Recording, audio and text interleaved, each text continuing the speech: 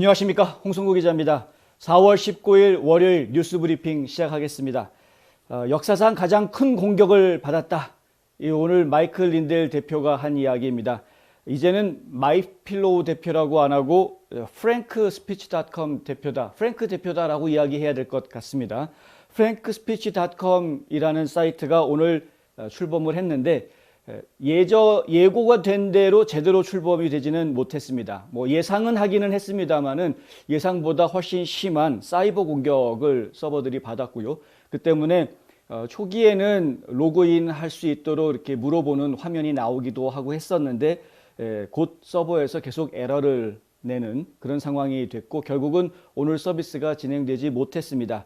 자유 발언을 보장한다라는 기치를 내건 새로운 소셜 네트워크 서비스 이 프랭크, 많은 분들이 기대를 가지고 있었던 것 같습니다. 대신에 마이클 린델 대표는 오전 9시 55분경부터요, 동부 표준 시간으로 그때부터 생방송을 시작을 했는데요.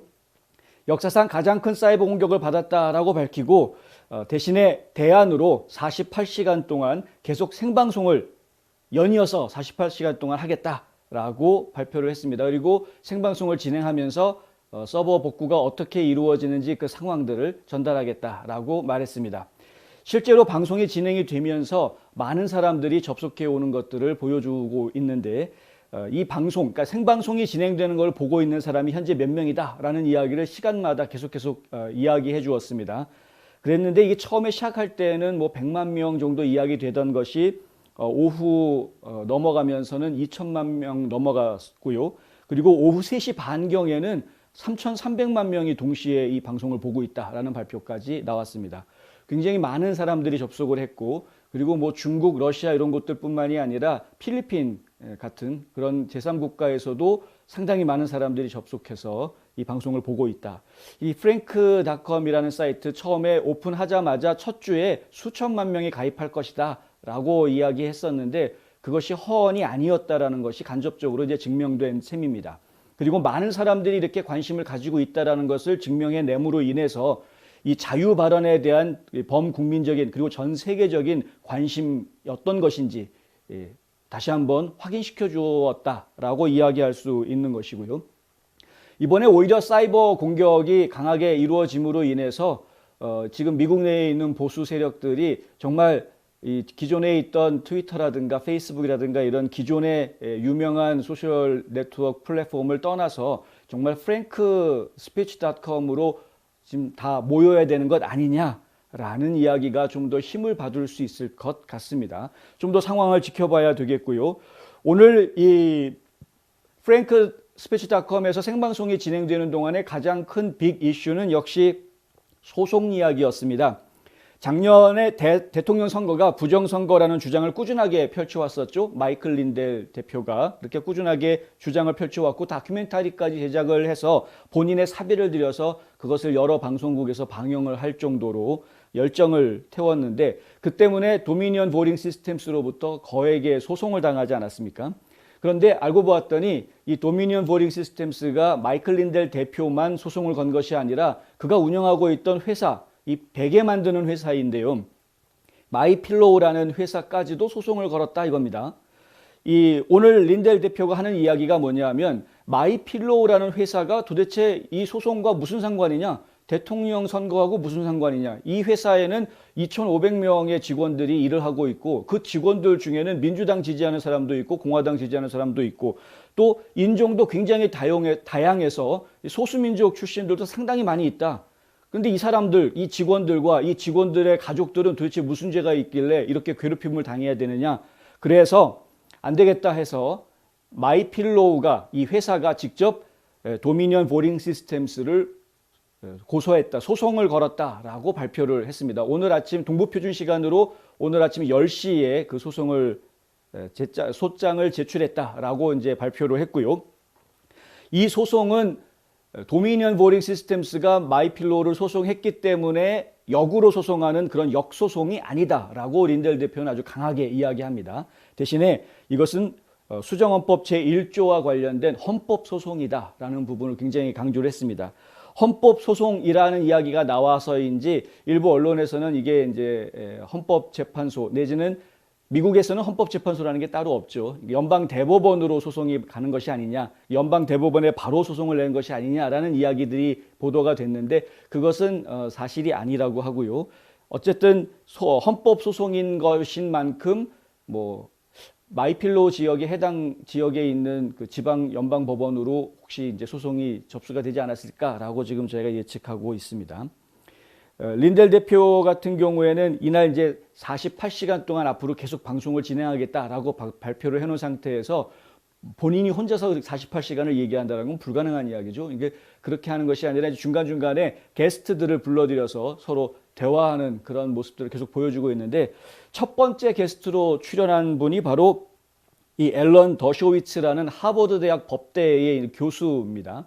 이 더쇼위츠 교수 같은 경우에는 저희가 이름을 여러 차례 들어보았는데 작년 대선 문제가 불거진 이후로 트럼프 전 대통령의 변호인단에서 고문 역할, 자문 역할을 해주는 뭐 변호인단에 직접 참여해서 변호사로 뛴 것은 아니지만 이 변호인단의 자문 역할로 도움을 계속 주고 또 언론 쪽에 이 대선 문제가 얼마나 심각한 문제이고 법적인 문제가 될 수 있는 것인지에 대한 그런 이야기들 꾸준하게 제시해 주었던 그런 분입니다. 그런데 이 더쇼위츠 교수가 이번에 마이필로우가 이 도미니언 보링 시스템스의 소송을 제기한 그것에도 관여를 하고 있다고 하고요. 그리고 일단 그 마이필로우 변호인단 쪽에 법률 자문 역할을 또 해주고 있다고 합니다. 이 더쇼위츠 교수가 했던 이야기가 있는데 굉장히 중요한 이야기여서 저희가 좀 전해드리려고 합니다. 이번 소송이 18세기 이후에 가장 큰 수정헌법 제1조 관련 소송이 될 것이다. 이 헌법 소송이라는 것은 상당히 중요한 의미를 많이 가집니다. 이 헌법을 어떻게 해석할 것이냐에 대해서 이야기하는 것이기 때문에 이후에 앞으로 있을 이 판결이 만약에 난다고 하면 그 이후에 있을 모든 관련 소송들에 대해서 기준이 되는 판례가 되는 것이죠. 상당히 중요한 소송이 되는데 수정헌법 제1조라는 것은 뭡니까? 결국은 표현의 자유, 언론의 자유, 이 자유권에 대한 이야기 아닙니까? 결국에 이 표현의 자유를 말살한, 언론의 자유를 말살한 그런 모습을 보였다. 도미니언 보링 시스템스가 그렇게 했다는 것이죠.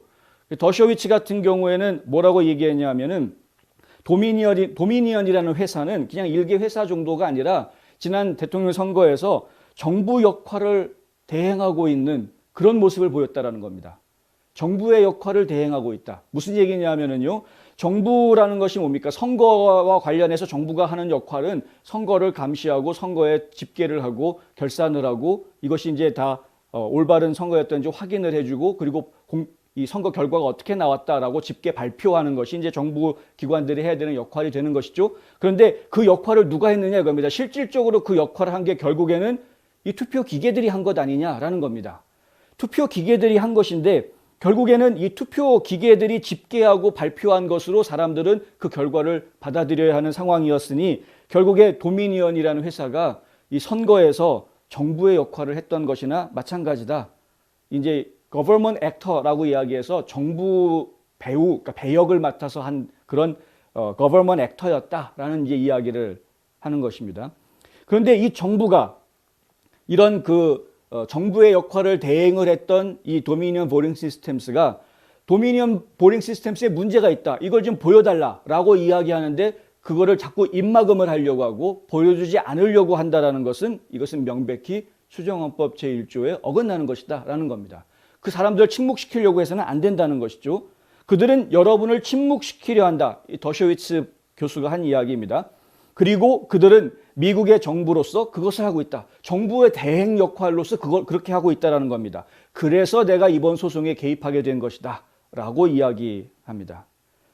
그 더쇼위츠 교수가 하는 이야기는 도미니언이 하는 일이 잘못됐다라고 판단하는 것에 관련해서 굳이 보수주의자가 될 필요는 없다라는 겁니다. 우리가 보수주의자이기 때문에 도미니언 잘못됐다라고 이야기하는 거 아니고 우리가 트럼프 지지자이기 때문에 도미니언 기계 잘못됐다라고 계속 얘기하는 것은 아니다라는 겁니다. 투표 기계라는 것이 이 정부의 역할을 대행을 해서 일을 해놓고 그 결과를 받아들여라라고 국민한테 지금 강요하고 있는 그런 상황이라는 것이죠. 강요라는 것은 왜 그렇게 이야기하냐면 우리가 이 결과가 이상하다. 이 결과가 이상하니까 감사를 하자라고 이야기하면 도미니언 측에서는 그거를 끝까지 거부하고 이 기계는 결점이 없다. 라고 거부하고 감사를 지금 안 받으려고 5만 가지 방법들을 다 쓰고 있는 것을 우리가 보아오지 않았습니까? 애리조나주에서, 미시건주에서, 네바다주에서도 보았고요. 지금 조지아주에서도 보고 있고 여러 곳에서 도미니언 이 기계들에 대해서 우리가 직접 감사하자라고 이야기가 나올 때마다 도미니언 보링 시스템 측에서 아주 강하게 반발을 했습니다. 사람들이 만약에 마이필로우한테 이야기하는데 마이필로우 너희 비계 속에 독약이 있다라고 누군가가 이야기를 한다면 그러면은 우리 독약 없어 봐 하고서는 벽의 겉면만 보여주고 그리고 독약 없어 라고 이야기하면 사람들이 정말 독약이 없구나 라고 믿어야 되는 거냐 이거죠. 벽의 속에 독약이 있다라고 분명히 얘기했는데 속을 보여줘야지 라고 나오는 것이 당연한 것 아니냐 이겁니다. 이 더셔위츠 교수가 오늘 방송에서 했던 예화로 본인이 그렇게 이야기를 한 내용인데요. 마찬가지로 도미니언 보링 시스템스가 이상하다. 뭔가 이상하게 작동한 것 같다.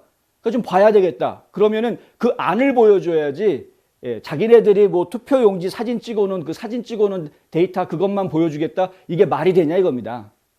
말이 아예 안 되는 이야기를 지금 계속 해왔던 것이죠. 더셔위츠 교수가 하는 이야기는 이 도미니언 보링 시스템스 안에 있던 소프트웨어의 아예 소스 코드를 봐야 된다. 이 소스 코드를 봐야 그래야 우리가 제대로 지금 확인할 수 있는 것이다 라고 지금 주장하고 있고요. 이것을 거부하는 것이야말로 수정헌법 제1조에 들어맞지 않는 것이다 라고 지금 주장하고 있습니다. 일단 그 도미니언을 고소하기 위해서 외국인 폭동선동죄를 적용할 생각이라고 지금 이야기를 하고 있습니다. 외국인들이 지금 사실은 외국에서 이 서버에 접속을 해와서 뭐 중국이라든가 러시아라든가 이런 이란이라든가 이런 곳에서 도미니언 서버에 접속을 해와서 이 서버 안에 지금 데이터들이 움직이고 있는 것들을 본 기록이 있다라는 것은 이미 여러 차례 전문가들에 의해서 확인이 된 이야기이죠. 뭐 좀 도미니언 회사 측에서는 그거 거짓말이다라고 끝까지 거부하고 있고 상당히 많은 좌파 언론들이 근거 없는 주장이라고 자꾸 이야기하고 있는데 근거가 분명하게 있는데도 불구하고 근거가 없다라고 이야기하는 거니까요. 뭐 그 말은 제가 믿을 필요는 없는 거지만 어쨌든 지금 분명히 지금 외세에서 이번 선거에 개입한 정황들이 있으니 그것들을 분명하게 확인하기 위해서는 결국 외국인 폭동선동법이라는 것을 좀 적용을 해서 봐야 되겠다라고 이야기하고 있는 것입니다. 그리고 지금 사람들 자꾸 입막음을 하려고 하는데 이것이야말로 심각한 문제다. 제가 취소문화 이야기하면서 여러 가지로 이야기하지 않았습니까? 이거 지금 사람들한테 협박하는 정도 수준을 넘어서서 아예 그냥 생계에 위협을 주고 있는 이런 상태로 지금 가고 있는 것이죠. 지금 어떤 그 박사 같은 경우에는 여성 박사님 제가 성함을 지금 기억을 못하지만 그 여성 박사님 같은 경우에는 본인이 나치로부터 괴롭힘을 받았기도 홀로코스트의 생존자가 자기 조상이다. 자기는 그 후손이다. 라는 이야기를 하면서 지금 미국에서 벌어지고 있는 일을 보고 있으면 마치 과거 나치가 했던 행동들을 보고 있는 것 같다라는 이야기를 합니다. 오늘 지금 frankspeech.com 생방송에서 나왔던 이야기입니다. 그것이 왜 그러냐? 이 무조건 강압적으로 사람들 말을 못하게 억압을 하는데 처음에는 그냥 말 못하게 억압하는 정도일지 모르지만 점점 이 억압을 하는 강도가 점점 더 심해지는 것이죠. 아예 직장을 빼앗기도 하고 일을 못하게 만들기도 하고 그 사람이 사회적인 활동을 할 수 없게 사회에서 아예 나쁜 놈을 만들어버리기도 하고 실제로 유태인들 같은 경우에는 표식이 되어 있는 옷을 입고 다니게 하지 않았습니까? 도시에서. 사람들이 다 피하게 그렇게 만들었고 아예 일도 주지 못하게 그렇게 만들었죠. 이게 다 굶어 죽을 수밖에 없는 그런 상황이 됐었고 심지어는 이제 집단 수용을 해놓고서는 강제로 사람들을 살상하는 이런 짓까지 자행을 했던 것이 이제 나치들이었는데 이런 나치들이 하는 행동들하고 지금 너무 비슷하다라는 겁니다. 점 하나하나 하고 있는 행동들이. 그렇죠. 처음에는 몇몇 앞서서 주장하고 있는 사람들의 입막음 정도로 시작을 했지만은 지금 마이필로우에 대해서 지금 이 좌파들이 하고 있는 행동들 같은 거 보면은 아예 그냥 일거리를 다 끊어버리겠다라는 것 아닙니까? 거래 관계를 다 끊어놓고 그리고 심지어는 그것도 모자라서 아예 소송까지 직접 도미니언에서 직접 소송까지 걸었다. 도대체 왜 이 회사에다가 왜 소송을 건 겁니까? 저는 이해가 되지 않는데 하여간 그러니까 이번에 지금 당할 만도 한 것이죠. 이번에 하여간 제대로 된 소송이 좀 벌어졌으면 좋겠고요. 차라리 잘 됐다고 생각하는 겁니다. 왜냐하면 차라리 소송이 벌어져서 진짜 이 선거의 실체가 무엇이었는지 제대로 법원에서 얘기 좀 해보자. 자꾸 대법원이 지금 어떻게 해서든 선거 관련한 거는 안 받아들이려고 지금 머리를 감추고 있는데 최근에 또 펜실베니아 주 대법원에서도 소송 기각한 이야기가 또 전해 들어왔는데 어떻게 해서든 작년 대선과 관련해서는 지금 대법원에서 받아들이지 않으려고 좀 꽁문을 빼고 있는 그런 상황인데 이제는 그럴 필요 없다는 거죠. 예. 지금 뭐 좌파 정권에서도 계속해서 지금 괴롭히고 있는 것이고 지금 보수 진영에서도 이거 답답해하고 있는 것이고 이제는 공개하고 이야기할 때가 되어가고 있다. 실제로 지금 이제 애리조나주에서도 준비가 다 끝났다고 합니다. 포렌식 감사에 대한 준비가 다 끝났다고 하니까 이 마리코파 카운티 제대로 된 포렌식 감사가 진행이 돼서 그 결과가 나오게 되면 저희가 그거 가지고 또 이제 이야기할 수 있는 부분들이 좀 생길 수 있을 것이고요. 미시간주도 마찬가지 상황이 좀 진행될 수 있을 것이고 조지아주도 지금 지난 선거에 대해서 잘못된 부분들을 다시 들여다보기 위한 작업들이 진행되어야 될 것입니다. 이런 일들이 진행이 되지 않는다고 하면 문제가 더 커질 수도 있는 것이고요. 어쨌든 간에 지금 법원에서 이 문제를 다루지 않을 수 없는 상황으로 지금 계속 가고 있는 것은 분명한 사실이다.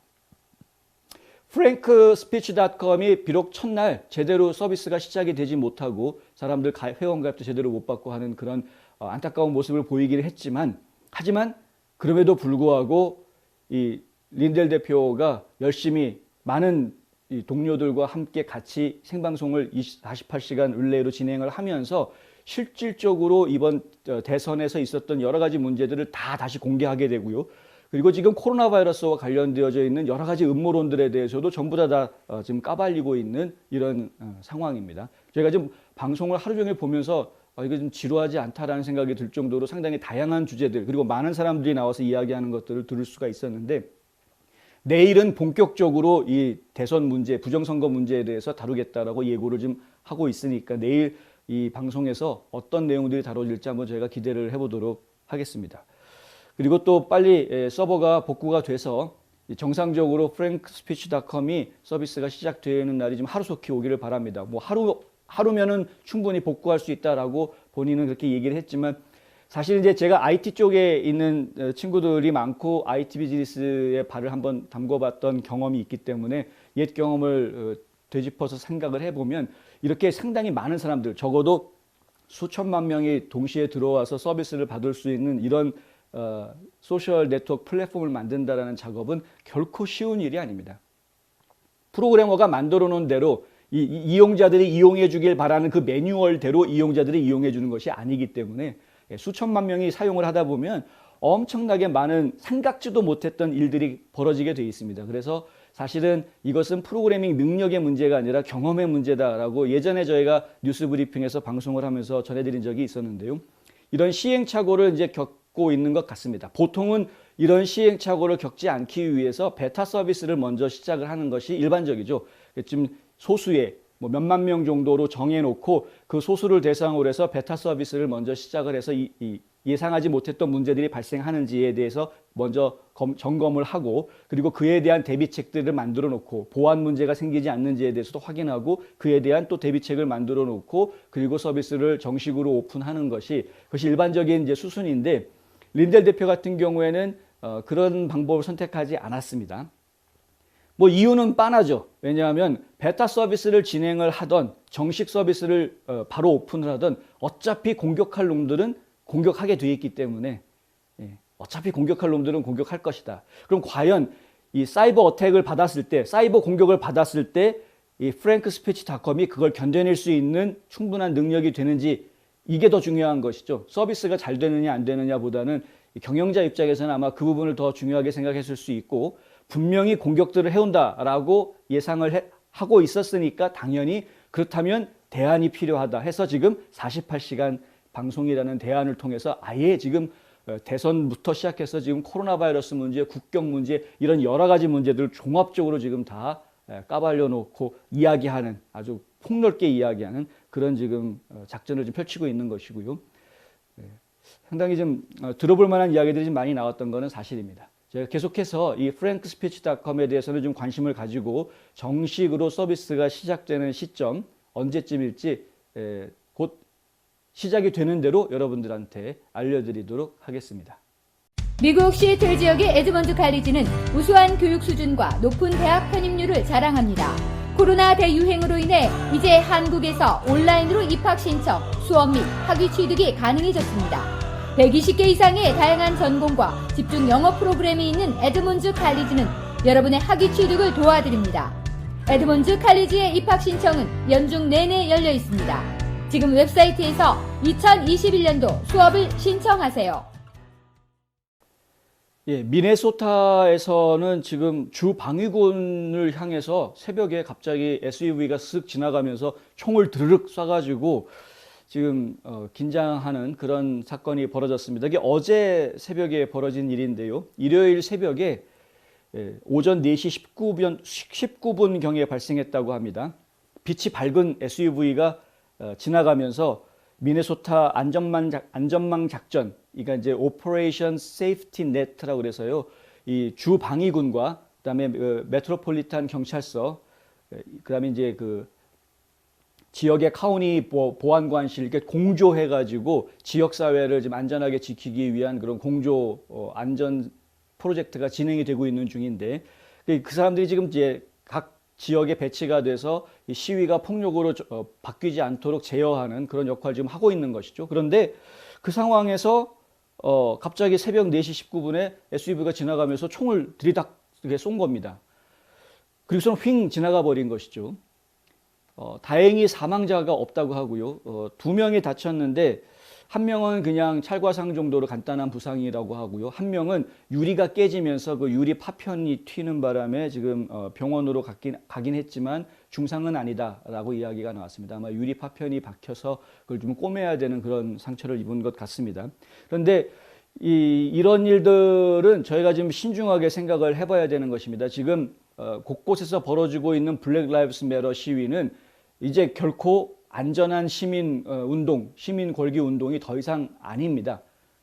겉으로는 시민 운동인 척 할지 모르지만 누군가가 신호 한번 보내면 순간 폭동으로 변해버리죠. 이거 한국에서 벌어졌던 촛불 시위하고는 또 다릅니다. 한국에서도 물론 촛불 시위 하다가 마지막에 이제 과격해진 군중들이 경찰들하고 몸씨름하고 하는 모습들 저희가 보았죠. 예전에 많이 보았는데 그거하고는 상황이 다르다는 겁니다. 여기는 총을 씁니다. 총. 무기가 일단 무기를 사용을 한다는 부분이 있고, 그 다음에 또 하나 중요한 부분이 이 사람들 같은 경우에는 지금 이미 자기네들이 움직이고 있는 조직적인 방향들이 다 전국 네트워크의 조직들이 있어서 한 곳에서만 움직이고 있는 것이 아니라 전국에서 이 움직임들을 보이고 있다라는 것이고요. 그 다음에 이 사람들의 요구사항도 상당히 분명합니다. 지금 왜 이렇게 블랙 라이브스 매터가 요즘 들어서 이렇게 폭력 시위를 벌이고 있는가? 더군다나 얘네들은 폭력 시위 벌이게 되면은 이 민간 그 사업체 앞에다가 불을 지르지 않습니까? 민간 사업체에다가 불을 지르고 그리고 유리창 깨고 들어가가지고 그 안에 있는 물건들을 훔쳐 나오고 왜 그런 도둑질을 하냐 이거죠. 이거는 이제 한국에서 있던 시위하고는 전혀 양상이 다른 거죠. 그래서 그러니까 이런 아주 단적인 범죄 행위를 저지르고 있는데 방화, 약탈 이런 범죄 행위를 저지르고 있고 그리고 이 무단 총기 사용 진짜 나쁜 범죄들을 저지르고 있는데 그런데 경찰이 제대로 단속을 하지 않아 왔던 묘한 부분들이 있는 겁니다. 작년에 그랬죠.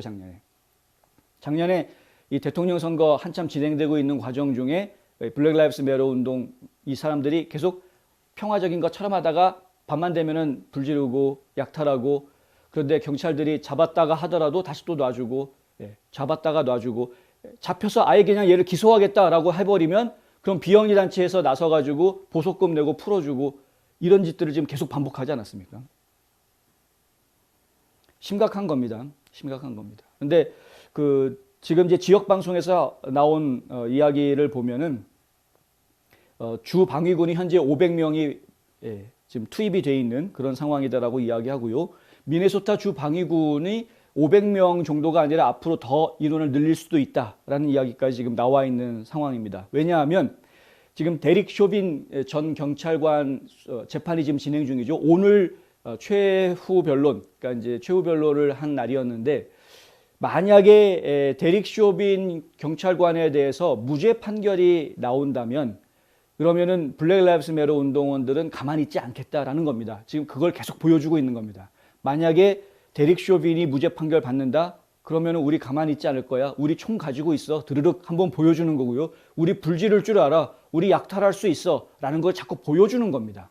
그래서 겁먹게 하는 거죠. 시민들 겁먹게 하고 이 공공 보안 당국을 또 겁먹게 하고 있는 것이죠. 겁을 주고 위협하고 있는 겁니다. 그리고 지금 재판관들, 그리고 지금 이 재판을 지금 심판해야 되는 대배심원들, 이 사람들 지금 다 겁주고 있는 거죠. 그러니까 겁먹지 말아야 되는데 이럴 때일수록 아주 심지 굳게 무죄면 무죄라고 분명하게 얘기를 해야 되는 것인데, 왜냐하면 지난 3주 동안 저희 재판이 진행되는 것을 지켜보았지만은 아무리 뭐라고 얘기를 해도 눌러서 그 자리에서 죽은 게 아니지 않습니까? 그리고 이 사람이 전적이 화려했던 것들, 플로이드가 여러 가지 그 범법 전력이 있었던 것, 그리고 마약 중독자라는 것이 뭐 분명하게 확인된 사실이었고, 그리고 이 마약 과다 복용 문제 때문에 결국에는 본인의 건강이 좋지 않았던 것도 확인된 사실인데, 뭐 이런 것들 이야기를 하면 결국에는 본인 마약 중독 문제 때문에 그렇게 돼서 사망한 것으로 이야기가 돼야 되는 것 아니었느냐. 그리고 만약에 설사 이 쇼빈이 뒤에서 목을 눌렀다라고, 뭐 사실 목을 누른 게 아니라 그냥 등을 누른 거였는데, 근데 그것도 지금 논란이 많죠. 자꾸 목을 눌렀다라고 모든 언론들이 다 얘기해 놓으니까 진짜 목을 누른 거로 그게 사실인 것으로 돼버리지 않았습니까? 그런데 재판자 과정에서 나온 변호인들이 내놓은 자료 사진들을 보면 목을 누른 게 아니라, 이 목이 아니라 등 뒤쪽을, 이 척추 쪽 등 뒤쪽을 눌렀던 것으로 그렇게 돼 있죠. 왜 그렇게 할 수밖에 없었다라는 겁니다. 등치는 크고, 이 플로이드가 마약은 먹은 상태이고 취한 상태였고 힘이 엄청나게 셌기 때문에 어쩔 수 없이 제압하려면 그렇게 할 수밖에 없었다라는 거였죠. 근데 그런 상황들이 지금 다 제시가 됐고 배심원들이 그런 이야기들 다 들었단 말입니다. 그러니까 그런 재판되는 과정들의 변호인들이 내놓은 자료들, 증거들을 본 사람들 입장에서는 저거는 무죄 판결을 해줄 수도 있겠구나라는 생각을 안 할 수가 없는 거죠. 그러니까 겁나는 겁니다. 사실 이 블랙 라이브스 매터 운동하고 있는 사람들, 이 좌파 정권에 있는 민주당 의원들 솔직히 지금 무죄 판결 받으면 안 되는데 라고 지금 겁을 내고 있는 겁니다. 그러니까 지금 이렇게 일부러 위협을 하고 있는 거죠. 무죄 판결 하기만 해봐 가만 안 둘 거야 라는 식으로 자꾸 위협을 하는 건 그들이 뭔가 약해졌기 때문에 그런 겁니다. 그들이 뭔가 느끼고 있는 거죠. 지금 이거 무죄 나올 수도 있겠구나라고. 공정한 판결이 나오기를 바랍니다. 공정한 판결이 나와야 할 것이고, 그리고 또 지금 라이트라고 해서 또 경찰이 도망치지 말라고 멈추라고 했는데도 불구하고 도망치려고 하다가 경찰 총에 맞았던 이 청년의 사망 사건도 같이 있기 때문에 일이 좀 복잡해지긴 했습니다만은, 하여튼 지금 이제 미네소타의 이 사건은 단지 미네소타 쪽에서 끝나고 해결될 일이 아니라 그냥 이 전국에서 다 영향을 받을 수밖에 없는 사건이기 때문에 저희가 끝까지 한번 관심을 가지고 지켜보려고 하고요. 그리고 일단 이번 주말 전에는 판결이 나올 것으로 이야기가 됩니다. 물론 이번 판결이 나온다고 해서 최종 판결이 될 건 아니고 결과에 따라서는 또 이제 소송이 항소가 이루어질 것으로 저희가 생각을 하고는 있습니다만은, 어쨌든 일단 판결이 나오게 될 텐데 이 판결로 인해서 또 다른 2차, 3차의 소요 사태가 발생하지 않기를 바라는 마음은 저희도 큽니다. 하지만 그 소요 사태가 겁이 나서 엉터리 판결을 내려서는 안 되겠다라는 것이죠. 마조리 테일러 그린 하원 의원, 이 조지아주의 초선 하원 의원인데 제가 연실 계속해서 보도를 해드리게 됩니다. 정말 초선 의원치고는 아주 강력한 활동들을 지금 하고 있는데요. 어제 뭐라고 트위터에다가 했냐면 캘리포니아주의 민주당 의원인 맥신 워터스 의원을 추방하는 결의안을 내겠다. 그걸 발의하겠다라고 이제 선포를 했습니다. 그리고 현재 지금 국민적인 지지를 얻기 위해서 이 맥신 워터스를 추방하자라는 이 결의안의 촉구안에 국민 서명을 지금 받고 있는 중입니다. 의회의 청원을 추진하는 이 국민 서명을 지금 받고 있는 중입니다. 이 그린 의원이 하는 이야기는 워터스 의원은 우리 사회에 위험하다. 아주 위험한 사람이다 라고 이야기하는 것이죠. 이 맥신 워터스가 어떤 분이냐면은 이 흑인 아주머니인데, 할머니인가요? 근데 어쨌든 그 얼굴 보시면 아실 만한 분이고요. 예전에 작년 대선 선거에서도 여러 차례 언론의 주목을 받았던 인물입니다. 엄청나게 트럼프 대통령을 아주 공격했던 그런 인물이죠.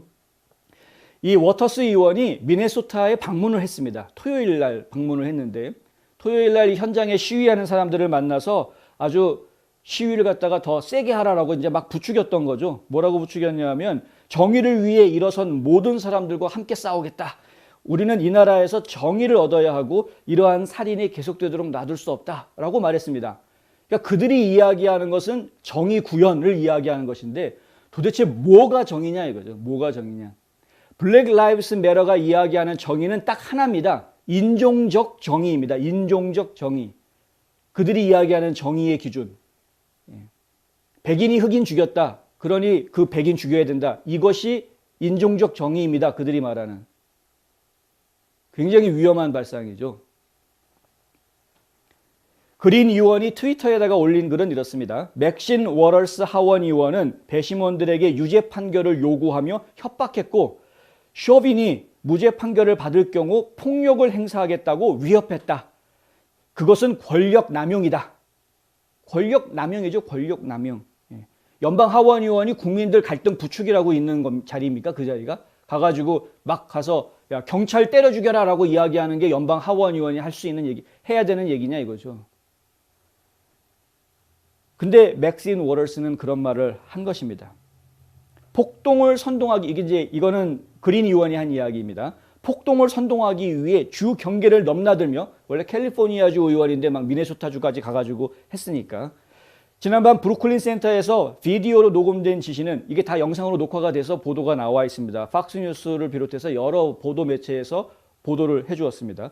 오늘 새벽 미네소타 주 방위군에 총격을 가하는 등 더 많은 폭력과 동력으로 이어졌다. 그러니까 토요일 날 밤에 토요일 날 가가지고 시위대들 만나서 끝까지 싸워라. 만약에 쇼빈을 무죄 판결을 하면 너희 이 길거리 점령하고 여기서 떠나지 마라. 예. 저 쇼빈 경찰관 유죄 판결할 때까지 계속 시위하고 데모해라 라고 아주 강력하게 이야기를 했습니다. 실제로 그렇게 얘기했습니다. 그래 놓으니까 당장 그 다음날 새벽에 무슨 일이 벌어졌느냐? 좀 전에 보도해드린 내용이죠. 차가 쓱 지나가면서 주방위군 쪽에다가 총을 드르륵 쏘고 지나가는 이런 일이 벌어졌다라는 것입니다. 결국은 연방 하원 의원이 선동질 해가지고 이제 블랙 라이브스 매터 하는 아이들이 이 총기를 쓰는 이런 폭력 사태를 가져오는 것으로 이어진 것이 아니냐. 충분히 그렇게 얘기할 수 있는 상황인 것이죠. 왜 이런 얘기 우리는 못하냐 이겁니다.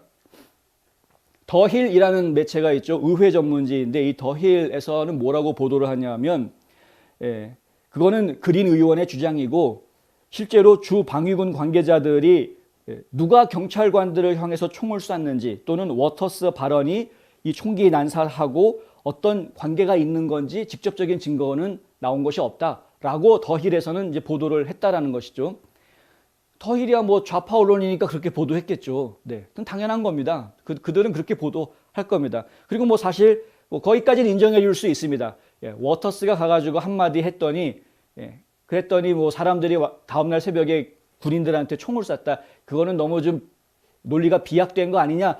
뭐 그 말 저희는 받아들일 수 있습니다. 이해해 줄 수 있다는 것이죠. 그렇다면 트럼프 대통령이 1월 6일 날 사람들 워싱턴 DC에 모아놓고 연설했다고 그랬다고 그래서 그 사람들이 의회에 가가지고 폭동을 벌였느냐. 그건 직접적인 관계없다라고 이야기하는 이 보수 진영의 주장도 이해해 줘야 되는 거 아니냐 이거죠. 받아줘야 되는 거 아니냐. 왜 더 힐은 그쪽 편에 들어서는 이런 보도를 해주면서 트럼프 쪽에 대해서는 근거 없는 주장을 가지고 국민들을 선동했다라고 왜 이야기하느냐. 언론이 좌편향이기 때문에 이렇게 보도를 하는 것입니다. 결국에 트럼프 대통령에 대해서도 마찬가지 이야기입니다. 내란 선동죄를 적용을 해서 탄핵을까지 갔는데 이게 그렇게 해야 될 이야기가 전혀 아니었는데 그렇게 했다라는 것이죠. 만약에 트럼프 대통령을 내란 선동죄로 해서 탄핵을 시켰던 논리를 그대로 적용을 하면 그러면 맥신 워터스 하원 의원도 마찬가지로 폭동 선동죄를 적용을 해서 하원 의원직에서 아예 옷을 벗게 만들어야 하는 것이 맞는 것입니다. 마조리 그린 의원이 그걸 지적을 한 것이고 그래서 결의안을 내겠다라고 어제 발표를 한 것이죠. 연방 하원의 공화당 의원들을 전체를 대표하고 있는 케빈 맥카티 원내 대표가 어제 밤에 낸시 펠로시 하원 의장한테 한 소리 했습니다. 뭐라고 했냐면요. 맥신 워터스는 과거에 그랬던 것처럼 미네아폴리스에서 폭력을 선동하고 있다. 펠로시 의장이 이 위험한 언급에 대항하는 행동을 취하지 않는다면 나는 이번 주에 내가 할 수 있는 조치를 취할 것이다. 이렇게 이야기했습니다. 자, 이제 공화당 하원 대표가 아예 대놓고 펠로시 하원 의장한테 한 이야기입니다.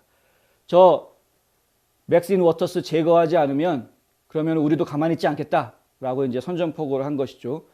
자, 어떤 일이 진행될지 지켜보도록 하겠습니다. 뭐 민주당이 내로남불이라는 건 저희가 예전부터 잘 알고 있긴 합니다만 내로남불도 어느 정도 염치가 있어야죠. 지들이 하는 건 전부 다 정의로운 것이고 뭐 보수에서 하는 행동들은 전부 다 꼼수가 있는 것처럼 이야기하는 것은 이것은 음모입니다. 그렇게 이야기하는 것은 음모이고 음해이고 명예훼손이죠. 그렇게 이야기하면 안 되는 것입니다. 더힐 같은 이런 언론들이 나서가지고 이런 내로남불하는 민주당 쪽에 편들어서 지금 뭐 이쪽에 워터스 의원이 얘기한 거는 직접 관계가 없지 않느냐 뭐 이런 식으로 보도하고 트럼프 대통령이 한 거는 국민들을 선동했다. 여기까지만 하겠습니다. 저희 뉴스 브리핑을 보시는 분들은 이미 다 이해하고 아실 만한 내용이기 때문에 여기까지만 하겠습니다. 근데 실제로 아무런 잘못 없는 사람들 갖다가 의회에서 내쫓으려고 하는 민주당, 밀러 믹스 같은 경우에는 정식으로 당선이 돼서 주에서 인정을 받은 정식으로 당선이 된 하원 의원인데 의회 시작하고 정식으로 자리 배정까지 받아서 일을 하고 있는데 갑자기 낸시 펠로시가 들어와 가지고 그 선거 예전에 작년에 있었던 하원 의원 선거 잘못된 것 같으니까 지금 다시 뒤집어야 되겠다 뭐 이런 이야기를 꺼내지 않았습니까? 아무 잘못 없는데 그린 하원 의원 같은 경우에도 지금 뭐 특별히 문제가 될 잘못을 한 것이 사실 없음에도 불구하고 민주당 의원들이 잔뜩 뭉쳐가지고 마조리 그린 하원 의원은 의원직을 아예 옷을 벗게 만들어야 된다라고 결의안까지 내지 않았습니까?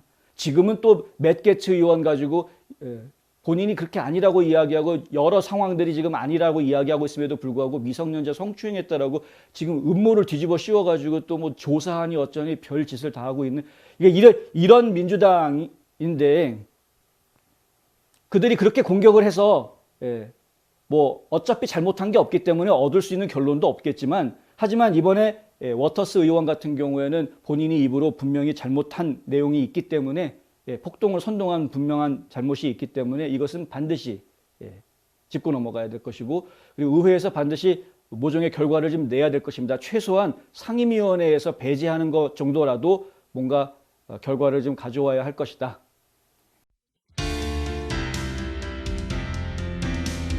자동차를 사기 원하세요? 주택 구입에 꿈이 있으신가요? 미국에서 여러분의 크레딧 스코어는 무엇보다도 중요합니다. 여기 크레딧 리페어 보스에서 여러분의 크레딧 스코어를 교정해드립니다. 600점과 700점, 여러분의 미래가 바뀝니다. 지금 206-321-7404로 전화하셔서 크레딧 문제를 해결하세요. 론 드산티스 텍사스주의 주지사가 지금 아주 강력한 폭동 방지법에 서명했다라는 소식이 들어와 있습니다.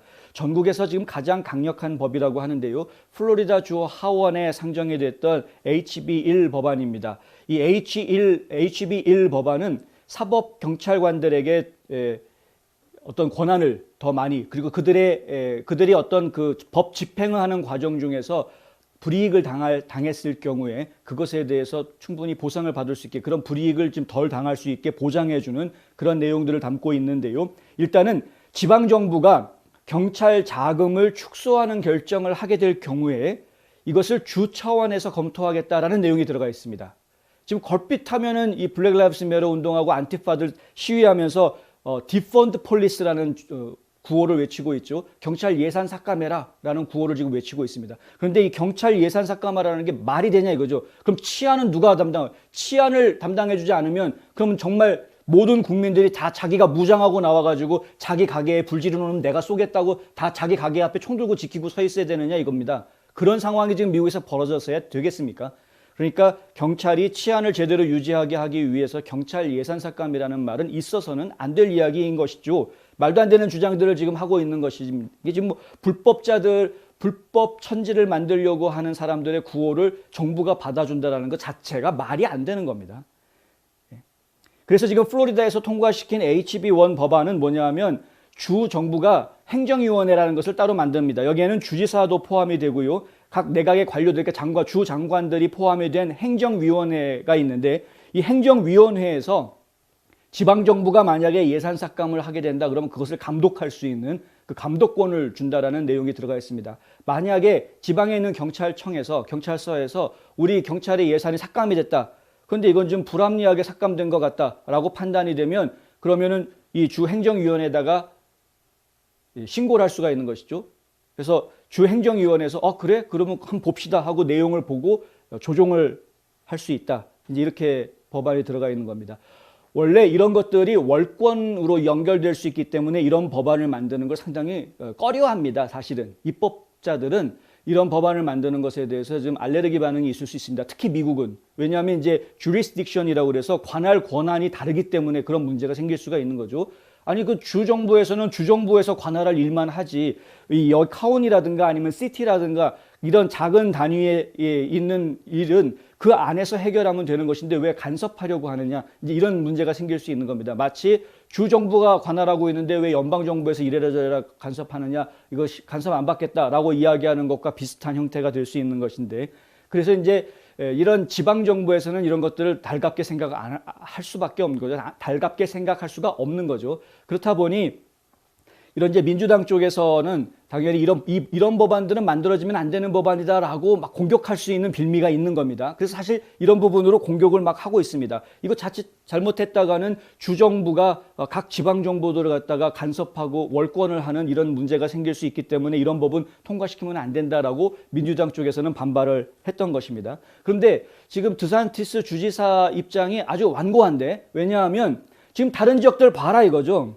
지난 여름에 일부 지방정부들은 도시가 불타고 사업체가 불타고 사람들이 피해를 입는데도 불구하고 경찰에게 물러서 있으라고 이야기하더라. 경찰 보고 물러서 있어라. 이거는 우리 시민운동하는 거니까 경찰들은 물러서 있어라. 이런 말도 안 되는 주장을 하면서 가서 불 지르고 약탈하고 하는 짓들을 벌였다라는 겁니다. 이건 뭐 여러 곳에서 벌어졌죠. 여러분들 직접 다 두 눈으로 보지 않았습니까? 이것이야말로 직무유기다라는, 직무유기다. 그런데 이런 경찰들 물러서 있어라라고 이야기한 사람이 일반 시민들이냐? 그 일반 시민들이 그랬다면은 몰라서 그랬다거나 뭐 아니면 다른 개인적인 사정이 있어서 그랬다라고 이해를 해줄 수가 있겠는데, 그 시의 시장이, 그 카운티의 군수가, 그 주의 주지사가 그런 명령들을 내렸던 것이었죠. 그래서 포틀랜드 같은 경우 대표적인 예입니다. 아무리 불 지르고 약탈을 하고 해도 제대로 잡을 생각을 하질 않는 겁니다. 제대로. 어차피 잡아봤자 또 풀어줄 건데 경찰들 힘만 빠지는 거죠. 이걸 우리가 보았다. 이 드산티스 주지사의 이야기입니다. 이런 것들이 플로리다에서 벌어지는 것을 원치 않는다라는 것이죠. 그렇기 때문에 이걸 좀 경찰 예산 문제에 있어서만큼은 주에서 관리를 좀 해야 되겠다. 이렇게 이야기 나온 겁니다.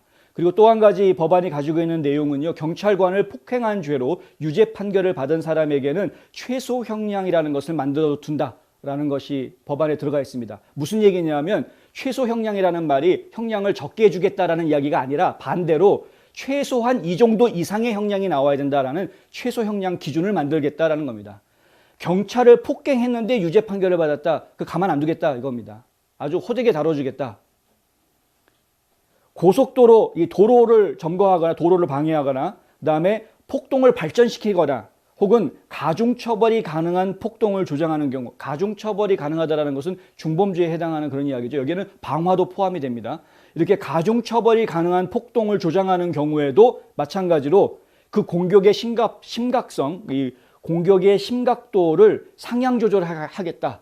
그러니까 결국에는 처벌을 강화하겠다라는 이야기입니다. 아주 센 법안을 지금 이제 통과를 시켰고요.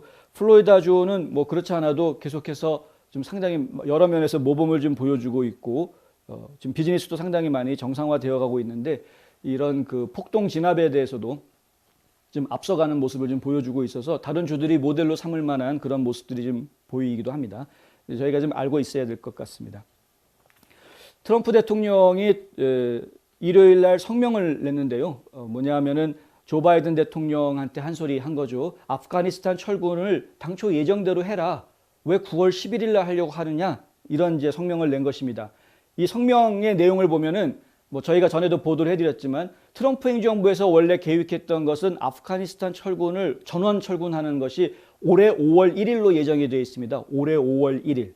그런데 지금 바이든 행정부에서 아주 자랑스럽게 발표를 했죠. 9월 11일까지는 전원 철수하겠다.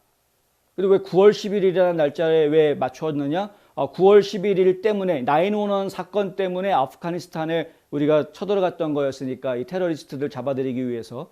그러니까 이 9월 11일 2021년 9월 11일은 911 사태가 벌어졌던 딱 20주년 되는 날이다 이거죠. 20주년 되는 날. 그날을 기해서 모든 군대를 다 철수하겠다. 아프가니스탄에서. 이렇게 발표를 한 겁니다. 무슨 장난합니까? 뭐 날짜 맞추기 게임하는 것도 아니고. 예? 행정을 무슨 날짜 맞추기 행정을 하냐. 이런 거야말로 전시행정이라고 우리가 한마디 해줘야 되는 것 아닌가 싶습니다. 예, 무슨 9월 10일 911 사태로 인해서 벌어졌던 일이 파병이었으니까 다시 9월 11일까지 회수하겠다. 이게 무슨 애들 장난도 아니고 뭐가 더 중요합니까? 뭐가? 예, 뭐가 더 중요합니까? 거기서 우리 군인들이 더 이상 할 일이 없으면 하루라도 빨리 철수를 시켜야 그것이 우리 예산을 절약하는 방법이지. 예. 스가 요시히데 총리한테 햄버거 주면서 점심 밥값 좀 줄인다고 국가 예산이 얼마나 줄어듭니까? 그거보다 지금 우리가 더 줄여야 할 것이 따로 있는데 5월 1일 날이면 철수하기로 했던 군인들을 9월 11일까지 거기에 둔다라는 이야기는 4개월 넘게 예산을 더 쓰겠다라는 이야기입니다. 그 예산이 얼마나 큰 돈인지 알 거 아닙니까? 예? 명색이 36년을 연방 상원의원을 했던 대통령이 그걸 모른다라는 게 말이 안 되는 것이죠. 트럼프 전 대통령이 성명에서 한 이야기는 나는 조 바이든이 9월 11일을 아프가니스탄에서 우리 군대를 철수하는 날로 사용하지 않기를 바라는데 거기에는 두 가지 이유가 있다. 첫 번째는 더 일찍 철수할 수 있고 또 그래야 한다라는 겁니다. 트럼프 행정부 시절에 16,000명이 파병이 돼 있었는데 그것을 2,000명 선으로 줄였습니다. 지금 현재 한 2,500명 정도 있다고 합니다. 그러니까 그렇게 줄여놓은 것이 트럼프 행정부 시절에 해놓은 일입니다. 필요 없으니까. 뭐 이미 다 소탕할 거 다 거의 다 했으니까. 그리고 아프가니스탄 군대가 있지 않습니까? 아프가니스탄 군대가 이 테러리스트들을 충분히 막을 수 있을 정도의 지금 실력과 힘을 쌓았고 거기에 미군이 엄청나게 많은 원조들을 지금 해준 상태이기 때문에 이제는 미군이 빠져도 충분히 그들이 막을 수 있다. 이렇게 지금 보고 있는 것이죠. 그래서 계속 수를 줄여왔던 것이고 5월 1일이면 전원 철수할 수 있다라고 했던 거였는데 19년이면 이미 충분히 길지 않았느냐는 겁니다. 이 트럼프 대통령 하는 이야기가 사실 너무나도 길었다라고 성명했었고요. 두 번째 이유는 9월 11일은 우리나라에게 매우 슬픈 사건이고 잃어버린 위대한 영혼들을 기리는 성찰과 기억의 날로 남아야 한다. 그런데 9월 11일이 갖는 역사적 의미를 아프간 철군이라는 이벤트로 연결한다라는 것이 이것이 자칫 잘못하면요. 이 911이 우리에게 주고 있는 역사적인 교훈이나 의미를 이거를 희석시킬 수 있다라는 겁니다. 아프가니스탄에서 우리 군인들을 전부 다 다시 철수시킨다고 하더라도 그렇다고 하더라도 911의 역사는 지워지지 않습니다. 우리가 그걸 잊어서도 안 됩니다. 계속 기억하고 있어야 합니다. 미국 본토가 언제든 공격당할 수 있다. 테러리스트들한테. 이거는 우리가 계속 기억하고 알고 있어야 하는 이야기인 것이죠. 만약에 그날 20주년 기념으로 모든 파병 군인들이 다 돌아왔다. 이제 과거의 아픈 상처는 잊고 어쩌고 저쩌고 이런 식으로 이야기를 한다 그러면 그거야말로 BS 아닙니까? BS. 정신 차려야 되는 겁니다. 트럼프 전 대통령이 바이든 행정부한테 이것을 지금 지적을 해준 것이죠. 아프가니스탄에서 벗어나는 것은 아주 멋지고 긍정적인 일이다. 그런데 5월 1일에 철수할 계획이었는데 가능한 그 일정에 맞추려고 노력해야지 왜 9월 11일 날 하려고 하느냐 이겁니다. 저희가 이 뉴스 브리핑을 진행을 하면서 트럼프 전 대통령이 과거에 했던 행적들을 쭉 지금 조 바이든 행정부와 비교를 해보면 정말 옳은 결정을 했었고 옳은 판단을 내렸었다라는 것을 계속 저희가 지금 느끼게 되는 것이죠. 국경 문제도 마찬가지고 지금 아프간 파병도 그렇고 대이란 정책, 대북한 정책 모든 게 다 트럼프 대통령이 지금 했던 것들이 맞았구나 라는 것들을 지금 시간을 지나면서 하나둘씩 지금 저희가 더 알아가고 있는 그런 것 아닙니까? 참 어떤 면에서는 뒤늦게라도 트럼프 대통령이 했던 정책들이 옳았다. 이 아메리카 퍼스트라는 것이 그냥 이게 파쇼들이 하는 정책이 아니라 어떤 뭐 국수론자들이 벌이는 그런 꼴통 보수 정책이 아니라 진짜 옳은 정책이었다라는 것을 알게 됐다라는 것으로서는 상당히 제가 그나마 다행이다라고 생각할 수 있는 이야기이지만 지금 정권에서 물러난 뒤에서야 이런 것들을 뒤늦게 깨닫는다라는 것이 어찌나 얼마나 참 한탄스러운 일이냐 하는 것이죠. 뭐 트럼프 대통령 얘기 나온 김에 좀 더 전해드리자면 어제 마라라고 해서 링컨데이 기금 모금 행사를 가졌다고 합니다. 그런데 여기에 마이크 폼페이오 전 국무장관 그리고 론 드산티스 플로리다 주지사가 함께했다고 합니다. 폼페이오 전 국무장관하고 드산티스 주지사는 이제 계속해서 트럼프 대통령과 함께 움직일 겁니다. 저희가 여러 차례 말씀을 드렸지만 폼페이오 장관 같은 경우에는 앞으로 부통령으로서 러닝메이트가 될 가능성이 충분히 있는 그런 인물이고요. 드산티스 주지사 같은 경우에도 최소한 국무장관 이상의 역할을 할 수 있는 인물로 지금 손꼽히고 있기 때문에 충분히 그런 모습들을 지금 보여주고 있지 않습니까? 현재 지금 플로리다 주지사이지만 전국에 있는 주지사들이 따라할 만한 이슈들을 지금 내놓고 모범을 보이고 있는 모습을 그런 것들로 보아서는 충분히 국무장관 역할에 걸맞는 인물이 아니냐 생각해 볼 수 있는 거죠. 그리고 트럼프 대통령이 오늘 저녁 9시 저희 뉴스 브리핑이 이제 끝나고 나면 한 2시간 뒤에 팍스 뉴스에 출연합니다. 대통령직에서 물러나서 플로리다로 이전한 이후에 지금 이런 대형 언론사에 직접 얼굴을 드러내고 인터뷰하는 것은 이번이 처음이라고 합니다. 뭐 앞서서 라라 트럼프와 인터뷰를 하긴 했지만 라라 트럼프 같은 경우에 이제 정식 미디어가 아니었으니까 뉴스 매체는 아니었기 때문에 숀 헤니리와 직접 인터뷰를 한다고 하니까요. 시간 되시는 분들은 팍스 뉴스 한번 좀 보시면 또 좋겠습니다. 텍사스주의 소식을 저희가 어제 좀 급하게 저희가 보도를 해드렸었는데 텍사스주에서는 제6선거구 연방 하원의원에 우리 한인 혈통 의원이 한 명 도전장을 내서 열심히 좀 뛰고 있습니다. 세리 킴 후보는 전에 트럼프 대통령 행정부 시절에 행정부에서 주요 임원으로 일을 했습니다. 중소기업청에서 일을 했고요. 보좌관으로 일을 했는데 이 중소기업청 출신이기 때문에 이 텍사스주에서 만약에 의원으로 입성을 하게 된다고 하면 실무 행정 경력이 있는 인물이니까 좀 더 많은 역할들을 좀 할 수 있지 않겠느냐라고 좀 기대를 할 수 있는, 더군다나 한인 후보니까 저희로서는 이제 환영하고 관심을 가지고 좀 지켜보는 그런 상황인데요. 오늘부터 텍사스주 이 6선거구는 본격적으로 조기 투표가 시작이 됐습니다. 오늘부터 27일까지 조기 투표 기간이고 공식 선거일은 5월 1일입니다. 그런데 지금 저희가 얘기해 드려야 될 상황이 하나가 있는 게요. 이번 선거가 보궐선거입니다. 그러니까 공화당 한 명, 민주당 한 명, 뭐 아니면 무소속 한 명 이런 식으로 좀 투표가 진행이 되는 것이 아니고 무조건 출마하는 사람들은 다 모아놓고서 한꺼번에 투표를 하는 이런 상황입니다. 공화당에서는 11명이 나와 있고요. 민주당에서는 10명. 지금 뭐 자유당에서도 하나, 무소속도 하나, 총 23명이 나와 있는 이런 상황입니다. 23명을 상대로 지금 싸움을 벌여야 되는 그런 상황이고 결국에는 아마 그 중에서 과반수를 차지하는 후보가 나올 것 같지는 않아서 결선 투표로 또 이어질 가능성이 큽니다. 이게 이렇게 보궐선거가 되게 된 이유가 론 라이트란 연방 하원 의원이 원래는 당선이 됐었는데 당선이 되고 나서 얼마 안 돼가지고 사망했습니다. 안타깝게 사망을 해서 그 자리 이제 빈 자리가 생겼기 때문에 이 빈 자리, 걸석된 자리를 채우기 위한 이제 걸석 보궐선거가 이번에 치러지게 되는 것이죠. 이왕이면 뭐 다른 후보들도 많이 있겠지만 이왕이면 한인 후보가 됐으면 좋겠는데 이 세리킴 후보가 어려움을 좀 겪고 있습니다. 왜냐하면 본인이 이제 여러 가지 발언했던 것 중에 이 미국의 중국 이민자들 원하지 않는다라는 발언을 했다가 이것이 이제 큰 오해를 불러일으켜서 상당히 지금 공격을 받고 있는 그런 상황입니다. 근데 이 상황이 좀 저희가 정확하게 말씀을 드리면 이것이 그냥 공격을 받을 만한 이야기가 아니었습니다. 이 미국의 중국 사람들 필요 없다. 그러니까 중국인들은 무조건 반대한다. 이렇게 얘기하는 것이 아니었습니다. 중국 공산당이 안 된다라는 걸 이야기했던 것이었는데 왜냐하면 중국 공산당 당원인데 근데 미국에 버젓이 들어와서 얼마든지 자유롭게 활동을 한 사람들이 한두 명이 아닙니다. 엄청나게 많습니다. 진짜 많습니다. 예.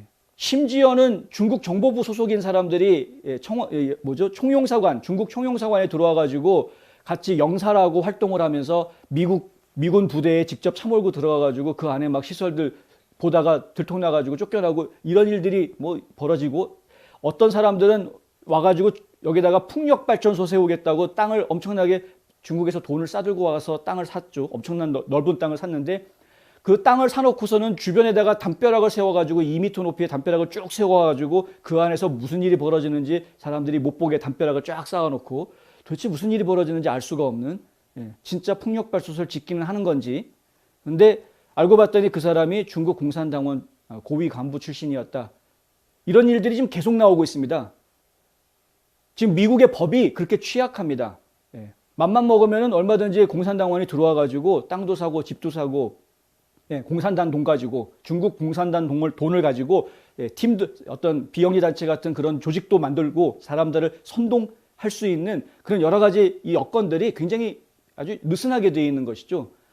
특히 주정부에서는 이런 첩보부 이 정보 시스템이 약하기 때문에 주정부 차원에서는 이런 스파이들 활동에 대해서는 제대로 대응하지 못하는 이런 문제들이 있단 말입니다. 그러니까 결국에는 이런 중국인들이 그냥 중국인이 아니라 중국 공산당들이 이 미국에 들어와서 여러 가지 일들을 벌이고, 그들이 결국은 산업체에 들어가서 산업 정보들, 지적 재산권이 있는 산업 정보들을 가져다가 미국으로 넘기고, 여기 미국에서 공식적으로 사업을 하는 것 같은데 이 사업을 하면서 미국 시민들의 개인 정보들을 딱 지금 수집하고 있고, 이런 정황들이 지금 굉장히 많은 곳에서 나오고 있기 때문에, 그렇기 때문에 중국 공산당원들에 대해서는 미국에서 받아줄 필요가 없다라고 이야기를 했던 것인데, 그것이 와전이 돼가지고 중국 이민자는 다 안 받겠다, 그래서 받으면 안 된다라는 식으로 말했던 것처럼 이게 와전이 된 겁니다. 그래서 지금 공격을 많이 당했죠.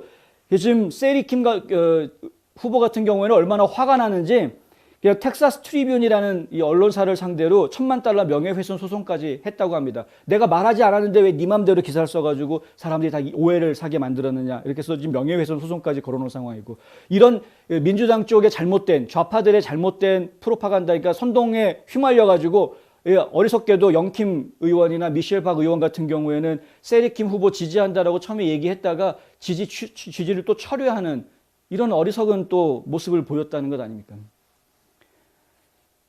물론 지금 캘리포니아에 있는 자기 지역구의 중국 교민들한테 반발을 받았겠죠. 그런데 사실 그랬을 경우에 당당하게 해설을 해줬어야 되는 것 아닙니까? 그 사람이 그런 말한 것은 중국인들을 싫다라고 얘기한 게 아니라 중국 공산당이 문제라고 이야기한 것이었다. 지금 중국 공산당은 미국과는 적대 관계다라는 것을 얘기를 해줬어야 되는 것 아닙니까? 왜 의원들이 그런 설명을 해주지 못하고 지역구에서 뭐 반발 좀 나온다고 갑자기 막 지지를 처리하고 이런 식으로 움직이냐 이거죠. 그런 식으로 약한 모습을 자꾸 보이다 보면 결국에는 포퓰리즘에 빠지게 됩니다.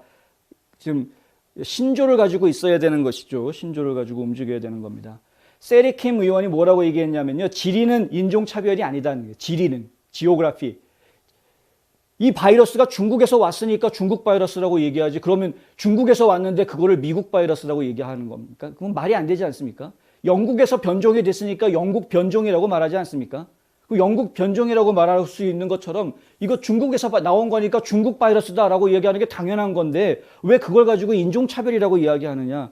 그 인종차별이라고 얘기하고 마치 그렇게 했기 때문에 뭐 아시안 범죄가 더 증오 범죄가 늘어났다. 이거는 말도 안 되는 지금 거짓 프레임이죠. 프레임.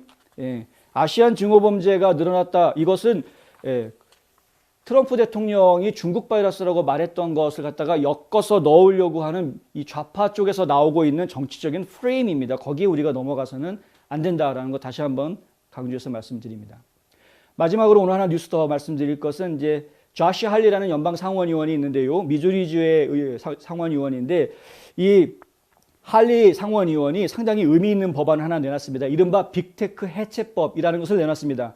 버스트업 빅테크 액트라고 그래서요. 버스트업, 진짜 날려버리겠다라는 거죠. 그냥 막 해가지고 해체시키겠다라는 겁니다. 이 법안의 내용은 뭐냐면 이 빅테크 회사들이 그들이 통제하는 동일한 시장에서 제품을 팔 수 없도록 법안을 발의하는 겁니다. 이것이 이제 반독점법하고 비슷한 이야기인데 그들이 통제하고 있는 시장이 있지 않습니까? 그 시장에서 본인이 제품을 파는 것은 안 된다. 예. 그러면 안 되는 것이죠. 지금 가장 타격을 받을 수 있는 곳이 아마존입니다. 일단 가장 큰 타격이 아마존. 그 다음에 구글도 상당히 큰 타격을 받을 수가 있습니다. 아마존과 같은 기술 회사들이 검색 엔진, 그 다음에 마켓플레이스, 그리고 교환 이런 것들을 운영을 하면서 온라인 호스팅이나 클라우드 서비스를 다른 회사들에게 제공하는 것을 금지한다. 예, 이것이 이제 그 법안에 들어가 있는 내용들이고요. 그리고 이 빅테크 회사들이 지난 오랜 시간 동안 정치인들한테 아주 소중하게 애지중지 다루어져 왔는데 이거 이제 끝낼 때가 됐다는 것이죠.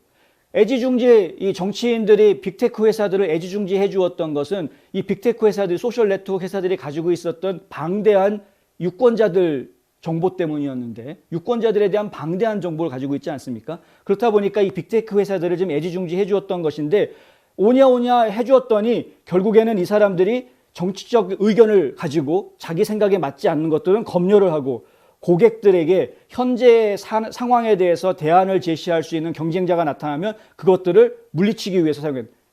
만약에 내 생각과 다른 언론 보도가 나오면 그 언론을 공유하지 못하게 금지시키고 또 지금 뭐 트위터에 반대하는 팔러라든가 아니면 페이스북에 반대할 수 있는 갭닷컴 같은 게 나오니까 그런 것들은 배제시켜서 연결시키지 못하게 막고 뭐 이런 식으로 독점적인 그런 이제 독점 기업 형태의 모습들을 좀 자꾸 보이고 있는 것인데 횡포를 부리고 있는 것이죠. 독점 기업으로서의 횡포를 지금 부리고 있는 것이죠. 그래서 할리 의원이 하는 이야기는 이제 빅테크 회사들을 해체하고 이 경쟁 상태로 다시 회복을 시켜야 되겠다. 지금은 불공정 경쟁이 벌어지고 있는 겁니다. 이쪽에서 과독점을 하고 있다 보니까. 그리고 사실 이 서비스를 제공하는 회사들이니 결국은 서비스를 받는 소비자들한테 모든 권한이 돌려줘야 될 때이다. 소비자들한테 권력이 있는 것인데 힘이 있는 것인데 그 소비자들 갖다 지금 침묵시키려고 하는 식으로 나오니까 자기 고객을 가지고 막 이래라 저래라 하고 있는 이런 횡포를 부리고 있는 것이기 때문에 이건 말이 안 된다라는 것이죠. 이 버스트업 법안이라는 것을 만들었는데 할리 의원이 공화당 의원이란 말입니다. 그래서 솔직히 이것이 과연 통과가 되겠느냐 좀 불안한 마음이 생길 수밖에 없죠. 지금은 의회가 민주당이 좀 다 과반수를 차지하고 있으니까. 그런데 살짝 희망이 있습니다. 그 희망이 뭐냐 하면은 에이미 클로부차라는 민주당 의원이 있는데요. 미네소타주의 민주당 의원인데 이 연방 상원의원이 신탁 해체법이라는 것을 발의를 했습니다. 트러스트 버스팅 액트라고 해가지고요. 이게 일종의 이제 빅테크들을 좀 제재하기 위한 그런 법안입니다. 이 법안도 결국에는 이제 독점을 문제시하는 그런 내용을 담고 있는 것인데 결국에는 이 독점 기업이 점점점 문어발처럼 늘어나게 하는 데에는 거대한 자본력을 가지고 이 회사 저 회사 막 인수합병하면서 지금 문어발 재벌로 좀 커져가고 있는 그리고 기술을 독점하는 그런 회사로 커져가고 있는 것이기 때문에 결국에는 이런 인수합병을 마음대로 하지 못하게 좀 제재를 해야 되겠다라는 이제 내용이 들어가 있는 것이고요.